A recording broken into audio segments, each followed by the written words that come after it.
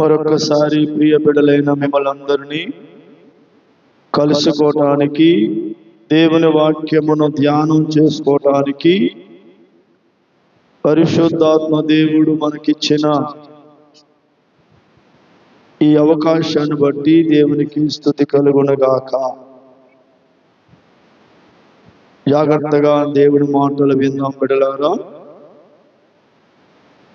మనము ఉండబోయే రాజ్యము, ఉండబోయే దేశము, నివసించబోయే పరలోక దేశము ప్రేమతో కూడినది, పరిశుద్ధాత్మ ఆనందముతో కూడినది.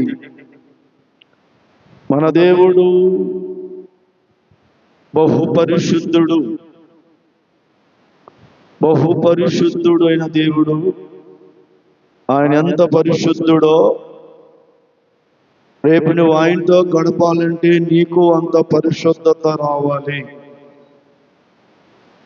ఆయన దహించు అగ్ని, మనము కూడా దహించు అగ్నిగానే మారాలి. ఆయన ఎలాంటి వాడై ఉన్నాడో మనము అలాంటి వారిగానే ఉండాలి. నీకు దేవునికి ఒక బాంధవ్యం ఏర్పడాలి.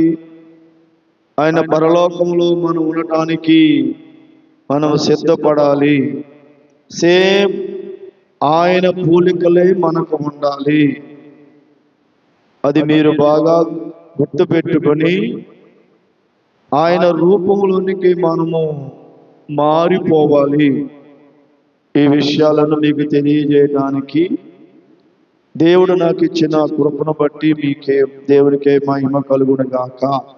ఈరోజు మనము దేవుని యొక్క లక్షణాలు మనం తెలుసుకుందాం. దేవుడు ఎటువంటి వాడు, మనము అటువంటి వారిగా ఉన్నామా లేదో తెలుసుకుందాం. ఓకే, 1 యోహాను పత్రిక 4:17 తీర్పు దినం అంటూ ఒకటి ఉందంట. తీర్పు దినం అని ఒకటి ఉంది. అందరూ గట్టిగా స్తోత్రం చెప్పండి. హల్లెలూయా. ఏ దినం ఉందంట? తీర్పు దినం అంటూ ఒకటి ఉంది. గుర్తుపెట్టుకోండి. హెబ్రీ పత్రిక 9వ అధ్యాయం 27వ వాక్యం. మనుష్యులు ఒక్కసారి మృతి పొందవలెనని నియమింపబడెను, అటు తర్వాత తీర్పు జరుగును. ఆమేన్. 1 యోహాను పత్రిక 4:17 వాక్యం ఏం చెబుతుంది? తీర్పు దినమందు మనకు ధైర్యము కలగాలి. తీర్పు దినమందు మనము ధైర్యంగా ఉండటానికి మనలో దేవుని ప్రేమ పరిపూర్ణము చేయబడి ఉన్నది అంటుంది. అంటే తీర్పు దినము ఒకటి ఉన్నది. సర్వ మానవాళికి తీర్పు దినం ఒకటి ఉన్నది. మనము చేసిన మంచివైనా సరే, చెడ్డవైనా సరే, తీర్పు దినం ఒకటి ఉంది. కొరింథీ పత్రిక 5వ అధ్యాయం 10వ వాక్యం. దేహమందున్నను దేహము విడిచినను ఆయనకి ఇష్టలమై ఉండవలనని మిగులు అపేక్షించుచున్నాను. ఎందుకనగా తాను జరిగించిన క్రియలు చొప్పున అవి మంచివైనను సరే, చెడ్డవైనను సరే, దేహముతో జరిగించిన వాటి ఫలమును ప్రతివాడు పొందినట్లును మనమందరము క్రీస్తు న్యాయ పీఠము ఎదుట నిలబడవలెను, ప్రత్యక్షము కావలెను. ప్రతి మనిషి తీర్పు దినమంటూ ఒకటి ఉంది. మనం చనిపోయిన తర్వాత తీర్పు జరుగుతుందని బైబిల్ చెప్తుంది. హెబ్రీ 9:27 ప్రకారంగా చనిపోయిన ప్రతి మనిషికి తీర్పు జరుగుతుంది. చనిపోయిన తర్వాత ఇంకేమీ లేదురా అనుకుంటున్న మానవునికి ఒక ఉపదేశం ఏంటంటే తీర్పు జరుగుతూ ఉంది. దేవునికి స్తుతి కలుగునుగాక. క్రీస్తు రాకడకి నువ్వు సంపూర్ణంగా సిద్ధపడి ఆయన మీద విశ్వాసంతో ఈ భూమి మీద నడుస్తూ పాపము లేని జీవితం జీవిస్తూ పరిశుద్ధ జీవితం జీవిస్తే తీర్పులోనికి రాక మరణములో నుండి దాటి ఉన్నామని కూడా బైబిల్ చెప్తుంది. కాబట్టి ప్రియులారా, మనం తీర్పులోనికి వెళ్ళకూడకుండా ఉండాలంటే క్రీస్తులో మనం సంపూర్ణంగా జీవించాలి. ఒకవేళ మనం తీర్పు దినాన ధైర్యంగా ఉండనట్లు, ఆ తీర్పు వస్తున్న దినాల్లో మనం ధైర్యంగా నిలబడాలంటే క్రీస్తు ప్రేమ మనలో ఏమవ్వాలి? క్రీస్తు ప్రేమ మనలో పరిపూర్ణము చేయబడి ఉండాలి. క్రీస్తు ప్రేమ నీలో పరిపూర్ణము చేయబడి ఉండాలంటే ఎలా ఉండాలి? ఆయన ఎట్టివాడై ఉన్నాడో మనము కూడా ఈ లోకములో అట్టివారమై ఉండాలి. కాబట్టి బైబిల్ ఏం చెప్తుంది? ఆయన ఎట్టివాడై ఉన్నాడో మనము కూడా ఈ లోకములో అట్టిగానే ఉండాలా. స్తోత్రం చెప్పండి గట్టిగా. మనము నివసిస్తున్న ఈ లోకములోనే క్రీస్తులాగా మనం ఉండాలా. క్రీస్తుని పోలి మనం ఉండాలా. క్రీస్తు ఎలా నడుచుకున్నాడు అలాగే నడుచుకోవాలా. ఇంకా వేరే ఆప్షన్ లేదు. ఇంకా కొనుక్కోవడం ఏమి లేదు. అలా ఎలా కదా, నేను మనిషిని కదా, మరి ఇది కదా అది కదా అనుకోవడం ఏమి లేదు. దేవునికి స్తుతి కలుగును గాక. హల్లెలూయా. ఈ లోకములో మనం బ్రతుకు అలాగే ఉండాలా. ఇప్పుడు కొన్ని విషయాలు మనం నేర్చుకుందాం. మన దేవుడు ఎట్టివాడై ఉన్నాడు అన్న సంగతి నీకు ప్రాముఖ్యంగా తెలియాలా.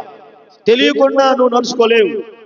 జాగ్రత్త వినండి, విని నడుచుకోవడానికి ప్రయత్నం చేయండి. 1 యోహాను పత్రిక 3 చూడండి. ఆయన యందు ఈ నిరీక్షణ పెట్టుకొని ప్రతి వాడును ఆయన పవిత్రుడై ఉన్నట్టుగా తన్ను పవిత్రునిగా చేసుకొనును. దేవునికి స్తోత్రం.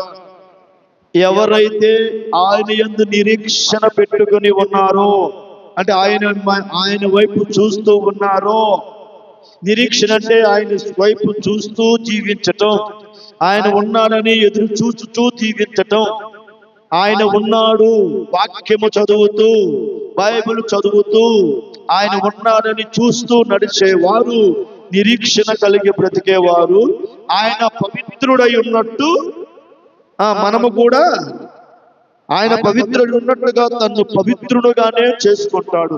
అంటే మన దేవుడు ఎటువంటి వాడై ఉన్నాడండి? ఎటువంటి వాడై ఉన్నాడు? నిజంగా మన దేవుడు పవిత్రుడేనా?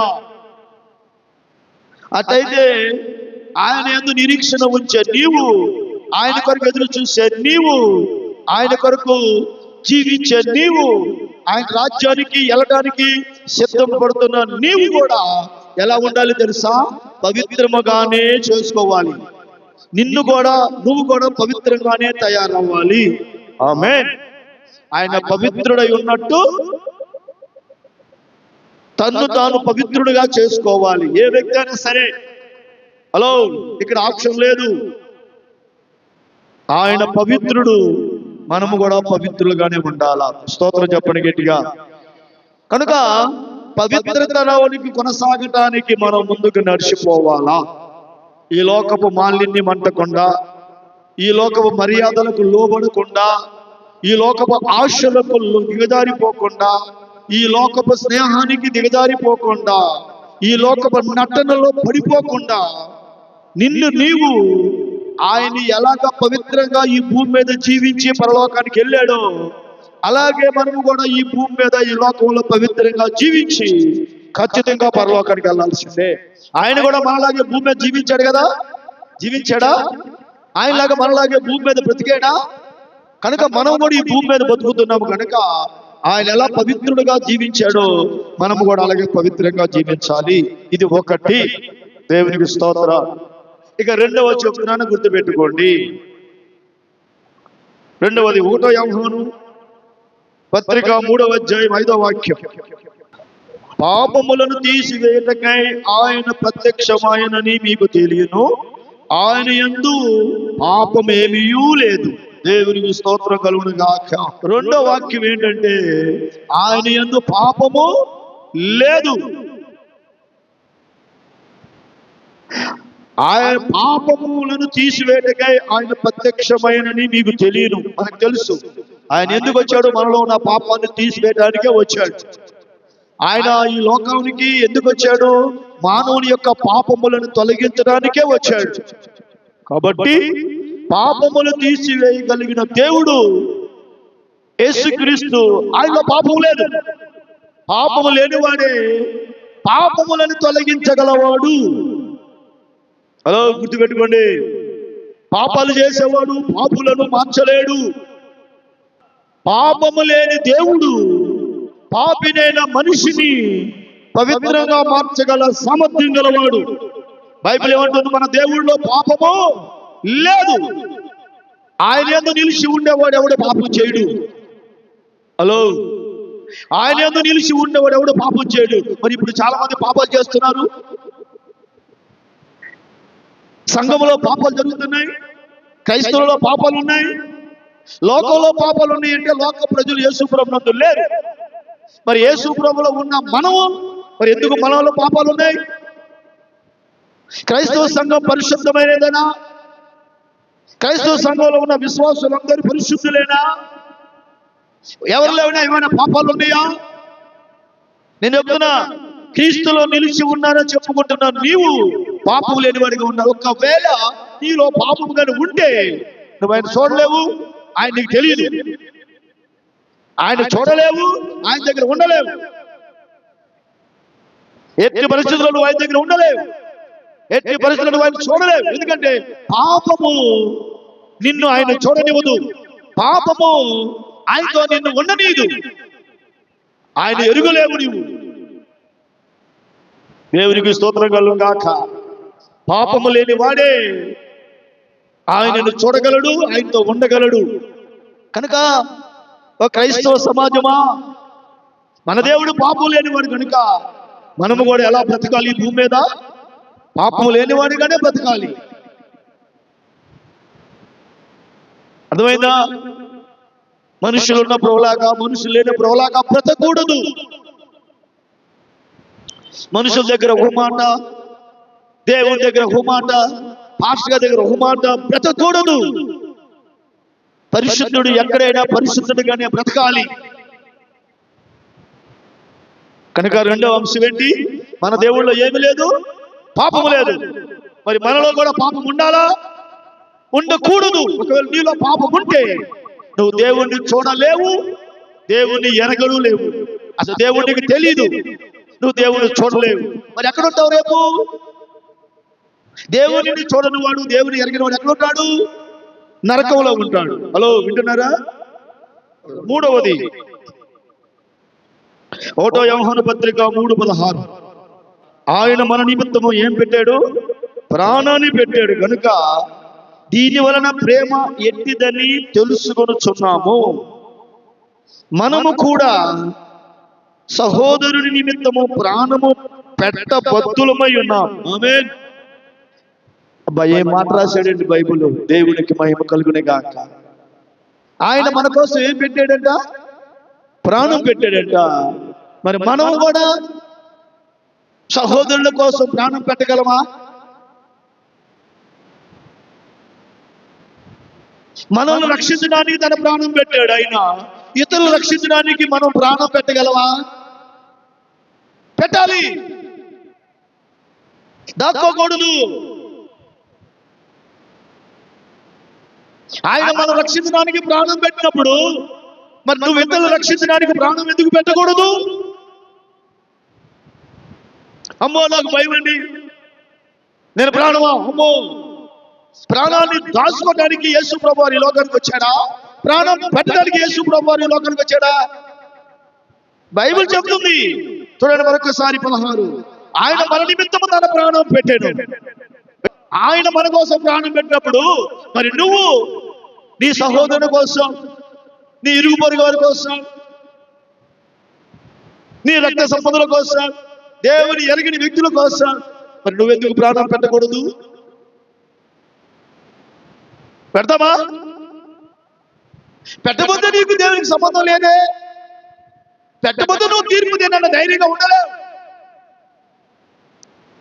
పరలోకంలో ఆయనతో ఉండలేవు. బైబిల్ చెప్తున్న సత్యం ఏంటంటే ఇదే. ఏంటిది? ఆయన మన కోసం ప్రాణం పెట్టినప్పుడు మనం ఇతరుల కోసం ఎందుకు ప్రాణం పెట్టకూడదు? మరొకసారి బైబిల్ చదువుతా అదే వాక్యం. ఆయన మన నిమిత్తము ప్రాణం పెట్టెను గనుక దీనివల్ల ప్రేమ ఎట్టిదని తెలుసుకొనుచున్నాము. ప్రేమ అంటే ఏంటో తెలుసుకుంటున్నాం. ప్రేమించేవాడు ప్రాణం పెడతాడు. ప్రేమించేవాడు ప్రాణం పెడతాడు. ప్రేమించినవాడు ఎవరైనా ప్రాణం ఎత్తాడండి? యేసయ్య మనల్ని ప్రేమించాడు కనుక ప్రాణం పెట్టాడు. యేసయ్య మనల్ని ప్రేమించాడు కనుక ప్రాణం పెట్టాడు. సర్వలోకాన్ని ప్రేమించాడు కనుక ప్రాణం పెట్టాడు. సర్వ మానవాన్ని ప్రేమించాడు కనుక ప్రాణం పెట్టాడు. సర్వ శరీరులను ప్రేమించాడు కనుక ప్రాణం పెట్టాడు. ఈ రోజు క్రైస్తవుడా, దేవుని బిడ్డ, నువ్వు యేసయ్యను ప్రేమిస్తున్నావా? లోకాన్ని ప్రేమిస్తున్నావా? మనుషులు ప్రేమిస్తున్నావా? అయితే మనుషుల కోసం నువ్వు ప్రాణం పెట్టగలవా? అక్కడ ఏమంటుంది బైబిల్? మనము కూడా సహోదరు నిమిత్తము ప్రాణము పెట్ట బద్ధులమై ఉన్నాం. అంతే, ఆప్షన్ లేదు. ప్రాణం పెట్ట బద్ధులమై ఉన్నాం. ఎట్టాల్సిందే.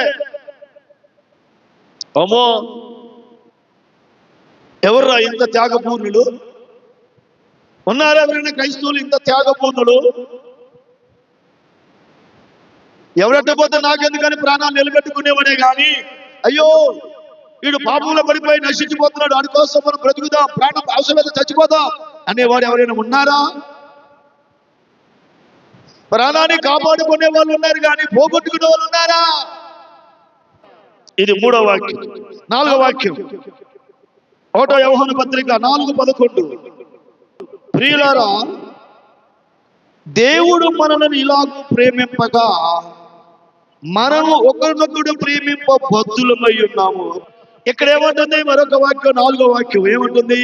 దేవుడు మనలను ప్రేమించడు గనుక మనము కూడా ఏం చేయాలంట? మనము ఒకరినొకడు ప్రేమింప బద్ధులమై ఉన్నాము. స్తోత్రం చెప్పండి. క్రైస్తవులలో ఒకరినొకడు ప్రేమించుకునే స్వభావం ఉందా? ఒకరినొకడు ప్రేమించుకునే స్వభావం ఉందా? ద్వేషించుకునే స్వభావం ఉందా? ఒకరినొకరు తిట్టుకునే స్వభావాలు ఉన్నాయా? ఒకరి మీద ఒకరి సాడిని చెప్పుకునే స్వభావాలు ఉన్నాయా? ఒకరి మీద ఒకరి హేళన చేసుకుని మాట్లాడుకునే స్వభావాలు ఉన్నాయా? ఒకరి గురించి ఒకరు చెడ్డ మాటలు మాట్లాడుకునే స్వభావాలు ఉన్నాయా? మరొక విషయం మీకు చెప్పేదా? ఈ ప్రేమ దగ్గర అసలు యేసయ్య ఎవరిని ప్రేమించాడు అన్న విషయాన్ని మనం ఆలోచన చేస్తే, మన యేసయ్య ఎవరిని ప్రేమించాడంట?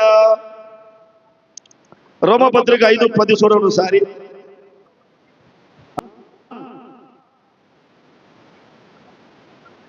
ఆమేన్. దేవునికి స్తోత్రం. మనము దేవుడికి ఏమై ఉన్నామంట? శత్రువులమై ఉండగా ఆయన కుమారుడైన యేసుక్రీస్తు ద్వారా మనల్ని ఏం చేశాడు? ఆయన సమాధాన అంటే ఆయన ఎవరిని ప్రేమించాడు?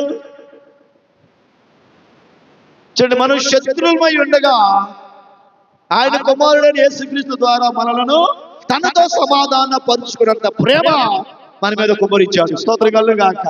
అంటే ఆయన శత్రువుల పట్ల ఇంత ప్రేమ చూపాడు. వాళ్ళు శత్రువే, వాళ్ళు హాని చేసిన వాడే, కీడు చేసిన వాడే, మోసం చేసిన వాడే, పాపం చేసిన వాళ్ళే. నాకు వాళ్ళకి అసలు సంబంధం లేదు, శత్రువులే. కానీ యేసుక్రీస్తుని లోకాన్ని పంపించి ఆయన ద్వారా మనలను ఏం చేశాడు? తనతో సమాధాన పరుచుకున్నాడు. మరొక మాట చూడండి, కొలసీ పత్రిక 1:21-22. గత కాలమందు మనము దేవునికి దూరస్తులను, మీ దుష్క్రియల వలన మీ మనస్సులో విరోధ భావం గలవారై ఉండిన మిమ్మును కూడా తన సన్నిధిని పరిశుద్ధులుగాను, నిర్దోషులుగాను, నిరపరాధులుగాను నిలువ పెట్టుటకు ఆయన మాంసయుక్తమైన దేహమందు మరణం వలన ఇప్పుడు మిమ్మును సమాధాన పరుచుకున్నాను. దేవునికి స్తోత్రం కలుగుగాక. ఒకప్పుడు ఎటువంటి వారమంటే మనం దూరస్తులు అంట, దుష్క్రియల వలన మనసులో విరోధ భావాలు పెట్టుకున్న వారమంట. దేవునికి దూరస్తులై దుష్క్రియల వలన మనసులో విరోధ భావాలు పెట్టుకుని విపరీతంగా తిరుగుతూ విపరీతంగా ఆడుతూ, విపరీతంగా పాడుతూ, విపరీతంగా నడుచుకుంటున్న మనలను ఏం చేస్తూ తన ఎదుట హలో దుష్క్రియలు మనసులో పెట్టుకుని జీవిస్తున్న మానవులను ఏ క్రియలంట? దుష్క్రియలు, చెడ్డ క్రియలు, పనికిమాల క్రియలు, ఆలోచనలు, తలంపులు, హలో చెడ్డ పనులు చేసే మానవులను, దుష్క్రియలు మనసులో పెట్టుకుని నడిచే మానవులను ఆయన ఎదుట పరిశుద్ధులుగాను, నిర్దోషులుగాను, నిరపరాధులుగా నిలబెట్టుకొనుటకు, అబ్బా స్తోత్రం చెప్పండి గట్టిగా, పరిశుద్ధులుగాను, నిర్దోషులుగాను, నిరపరాధులుగా ఆయన ఎదుట మనం నిలబెట్టుకోవాలని ఏం చేశాడంట? ఆయన మాంసయుక్తమైన దేహమందు మరణం వలన ఇప్పుడు మిమ్మును సమాధాన పరుచుకున్నాడు. దేవునికి స్తోత్రం చెప్పు. చేశారా? కాబట్టి యేసయ్య మనమందరం విరోధులమై ఉండగా, దుష్క్రియలు మనసులో పెట్టుకుని బ్రతికే వారమై ఉండగా, మనలను పరిశుద్ధులుగాను, నిర్దోషులుగాను, నిరపరాధులుగా ఆయన ఎదుట నిలబెట్టుకోవాలని తన మాంసయుక్తమైన దేహమందు మనలను సమాధాన పరుచుకున్నాడట. స్తోత్రం కలుగును గాక. వా దేవుడి మనసు ఎంత మంచి మనసు. అందుకే ఆయన ఏమన్నాడు ఆ పత్రికలో, ప్రియులారా మన దేవుడు మనల్ని ఎలాగ ప్రేమించారో మనము కూడా అలాగే ప్రేమించాలి. స్తోత్రం చెప్పండి. మన దేవుడు మనల్ని ప్రేమించాలి. మన పరిశుద్ధులమా, నీతిమంతులమా, నిర్దోషులమా, మనుషులు ఏ దుష్ట ఆలోచన లేని మనమా, హలో మన మనసులో ఏ దుష్క్రియ లేని వాళ్ళమా, దురాలోచన అంటే అర్థం ఏంటి? మనస్సులో కూడా పాపాన్ని పెట్టుకునే మనుషులు ఆయన ప్రేమించాడు. మరి మనము ప్రేమిద్దామా? మరి మనము మన పట్ల దుష్క్రియలు పెట్టుకున్నవారు, మన పట్ల మోసాన్ని పెట్టుకున్నవారు, మన పట్ల అసూయ పెట్టుకున్నవారు మనం ప్రేమిద్దామా?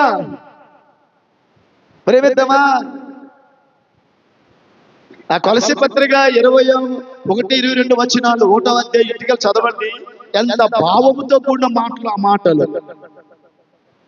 విరోధ భావం గలవారము, దుష్ప్రేరణలు మనసులో పెట్టుకున్న వారము, మనల్ని పరిశుద్ధులుగా, నిర్దోషులుగా, నిరపరాధులుగా ఆయన ఎదుట నిలబెట్టుకోవాలని మాంసయుక్తమైన తన దేహమందు మనలను సమాధాన పరచుకోవడానికి తన శరీరాన్ని, దేహాన్ని అప్పగించిన దేవుడు. హల్లెలూయా. మరి ఆయన మనల్ని ఎలా ప్రేమిస్తే మనం ప్రేమిస్తున్నామా? మనం ప్రేమిస్తున్నామా? నీ పొరుగువాన్ని ప్రేమిస్తున్నావా? నీ ప్రక్కదాన్ని ప్రేమిస్తున్నావా? శరీరంలో ఒకరిని ప్రేమిస్తున్నామా? ఈ ప్రేమ మనలో ఉందా? ఒకసారి ఆలోచించండి. దేవుడు మిమ్మల్ని దీవించిన గాక. కాబట్టి అది 4వది. 5వది లూకా సువార్త 6:36. కాబట్టి మీ తండ్రి కనికరము గలవాడై ఉన్నట్టు మీరును ఎలా ఉండాలంట? మన తండ్రి ఎటువంటి వాడంట?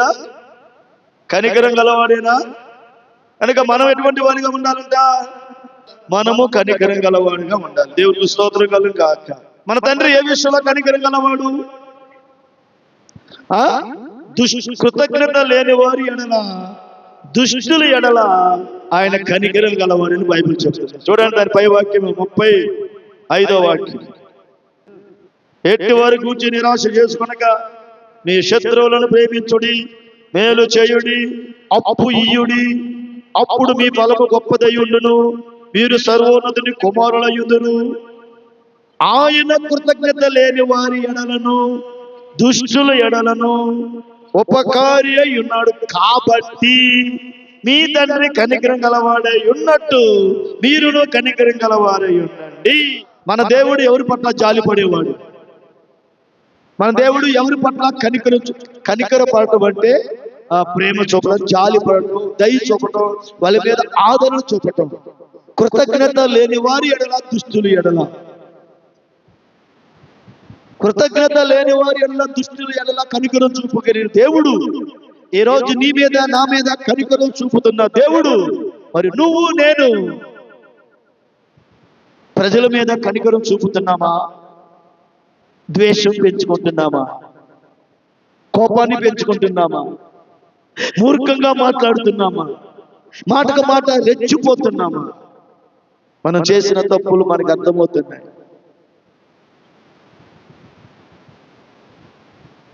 పరిశుద్ధాత్మ దేవుడు మనల్ని ఘోషిస్తాడు. అయ్యా, నేను తప్పు చేశానని ఒప్పుకుని మరొకసారి అలా జరగకుండా మనం కాపాడుకుంటున్నామా?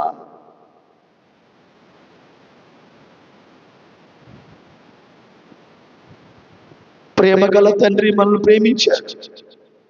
మనకి కృతజ్ఞత లేదు. మనం దుష్టులము. చేసిన మేలు మర్చిపోయి తిరిగేవాళ్ళము. కడుపు నిండా అన్నం పెట్టిన ఆ కడుపునే కాళ్ళతో తన్నేవాళ్ళము. దేవుడే మనల్ని బ్రతికించి, ఉద్యోగాలు ఇచ్చి, ఇల్లు ఇచ్చి, వాకిళ్ళు ఇచ్చి, రక్షించి, నిలబెట్టి, ప్రాణం పెట్టిన దేవుడికే వెన్నుపోటు పొడిచేవాళ్ళము. కృతజ్ఞత లేని వారి ఎడల, దుష్టుల ఎడల ఆయన ఏమై ఉన్నాడు? ఏమై ఉన్నాడు? ఉపకారి అయి ఉన్నాడు. కనుక మన తండ్రి కనికరం గలవాడు. కనుక మనం కూడా చూపుదామా? ఎవరి పట్ల కనికరం చూపుదా? కృతజ్ఞత లేని వారి పట్ల, దుష్టుల పట్ల, దుర్మార్గుల పట్ల. మంచివారికి మేలు చేయడం సహజమే, కానీ దుష్టుడికి మేలు చేయి. మేలు చేసి తిరిగి మళ్ళీ మేలు చేసే వాడికి మేలు చేస్తాం, మంచిదే. అసలు మేలు చేయని వాడికి నువ్వు మేలు చేయి. కనుక క్రైస్తవులారా, తీర్పు దినమందు మనం ధైర్యంగా ఉండగలం. ఇవి నెరవేర్చితే. ఇవి నెరవేర్చకపోతే మనం ధైర్యంగా ఉండలేము. నెరవేరుద్దామా? అంటే నేను చేయలేనంటే అంటే ఏమి లేదు అక్కడ. నా వల్ల కాదని ఏమి లేదు అక్కడ. ఒక మాట చెప్తున్నా, తీర్పు దినమందు ఆయన ఎదుట నువ్వు ధైర్యంగా ఉండాలంటే ప్రేమ నీ గుండెల్లో ఉండాలి. ఆ ప్రేమ నీలో ఉన్నప్పుడే నీవు ఆయనలాగా సమాజంలో బ్రతకగలవు. ఆయన ప్రేమ నీలో ఉండాలంటే, ఆయన ప్రేమ నీలో ఉండాలంటే ఒక్క మాట చెప్పి నేను ముగిస్తాను. ఆయన ప్రేమ నీలో ఉండాలంటే రోమీలకు రాసిన పత్రిక 5వ అధ్యాయం 5వ వాక్యం. ఎందుకనగా ఈ నిరీక్షణ మనలను సిగ్గుపరచదు. మనకు అనుగ్రహింపబడిన పరిశుద్ధాత్మ ద్వారా దేవుని ప్రేమ మన హృదయములలో కుమ్మరించబడి ఉన్నది. దేవుని స్తోత్రం కలుగును గాక. దేవుని ప్రేమ నీ గుండెల్లో కుమ్మరించబడాలంటే పరిశుద్ధాత్మ దేవుడిని నువ్వు పొందుకోవాలి. ఆ పరిశుద్ధాత్మ దేవుడు నీలో ఉంటే తీర్పు దినాన నువ్వు ధైర్యంగా ఉండగలవు. నువ్వు ధైర్యంగా ఉండడానికి క్రీస్తు ఎలా నడిచాడో భూమి మీద అలా నడిపించేది పరిశుద్ధాత్మ దేవుని ప్రేమ. ఈ విషయాలు మనం పాటించాలంటే పరిశుద్ధాత్మ దేవుడు మనలో ఉంటే తప్ప మానవుడిగా వాడి వల్ల కాదు. ఏ వ్యక్తిలో పరిశుద్ధాత్మ దేవుడు ఉండి ఆ వ్యక్తి నడిపిస్తాడో ఆ పరిశుద్ధాత్మ దేవుడు ఇవన్నీ జరిగిస్తాడు. ఆయన పవిత్రుడు ఉన్నట్టు నిన్ను కూడా పవిత్రంగా నడిపిస్తాడు. ఆయన పాపం లేనన్నట్టు నీలో కూడా పాపం ఉంచుడు పరిశుద్ధాత్మ దేవుడు. ఆయన మన కోసం ప్రాణం పెట్టినప్పుడు మనం కూడా ఇతరుల కోసం ప్రాణం పెట్టినట్టుగా చేయగలడు. ఆది అపోస్తులు కానీ ఎంతమంది ప్రాణాలు పెట్టిన మహానుభావులు ఉన్నారు. సువార్తలో సేవలు ప్రాణాలు పెట్టిన వాళ్ళు ఉన్నారు. ఈ మధ్య ఎవరు ప్రవీణ్ గారిని ఆయన చచ్చిపోలేదా? ప్రాణం పెట్టాడు. పరిశుద్ధాత్మ దేవుడు ఉంటేనే ఇది జరిగేది. ఆయన మనం ఎలా ప్రేమించాడో మనం కూడా ప్రజలు అలాగే ప్రేమించగలం. శత్రువున్నా సరే పరిశుద్ధాత్మ ఉంటేనే. ఆయన మనల్ని ఎలా నడిపించాడో, మన మీద ఎలా కనికరం చూపాడో మనం కూడా ఆయనలాగానే ఉంటేనే జరుగుతుంది సాధ్యం ఇది. కనుక పరిశుద్ధాత్మ సంపాదించుకోండి. ఆయన ఉంటేనే ఆయనలాగా ఈ భూమి మీద మనల్ని నడిపించగలడు. స్తోత్రం కలుగును గాక.